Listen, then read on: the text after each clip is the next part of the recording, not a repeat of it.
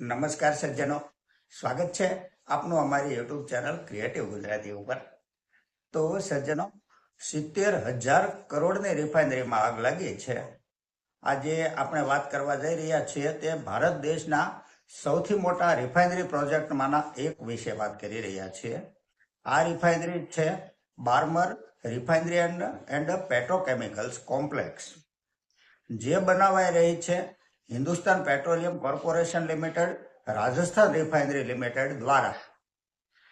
આમાં ભાગીદારી છે હિન્દુસ્તાન પેટ્રોલિયમ કોર્પોરેશન લિમિટેડ અને ગવર્મેન્ટ ઓફ રાજસ્થાનની, જેમાં ટોટલ રોકાણ 70,000 કરોડ રૂપિયાથી પણ વધારેનો અંદાજ છે, જેની ક્ષમતા છે 9 મિલિયન ટન પ્રતિ વર્ષ। ટૂંકમાં ઘણો મોટો પ્રોજેક્ટ છે આ।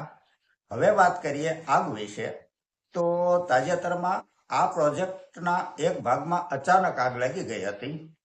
આ પ્રોજેક્ટ રાજસ્થાનના બાડમેર જિલ્લામાં આવ્યો છે।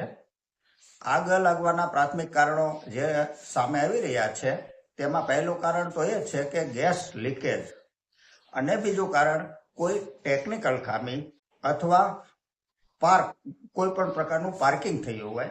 જો કે આ બધી બાબતો હજુ તપાસ હેઠળ છે। ફાયર બ્રિગેડ અને ઇમરજન્સી ટીમ તરત જ સ્થળ ઉપર પહોંચી ગઈ હતી।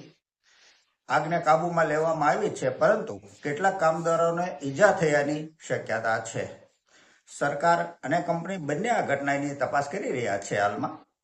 હવે મોટો સવાલ એ છે કે આ આગની શું અસર થશે।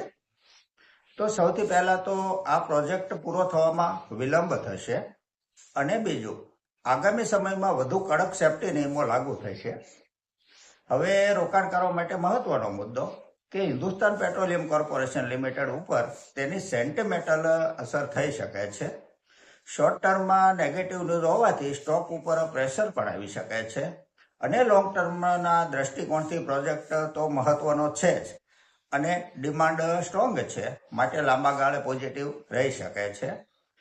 આ ઘટના આપણને એ શીખવે છે કે મોટા ઇન્ડસ્ટ્રીયલ પ્રોજેક્ટમાં સેફટી સૌથી મહત્વની છે, અને ન્યૂઝ આવતા જ ગભરાવા કરતા સંપૂર્ણ માહિતી સમજવી જરૂરી છે।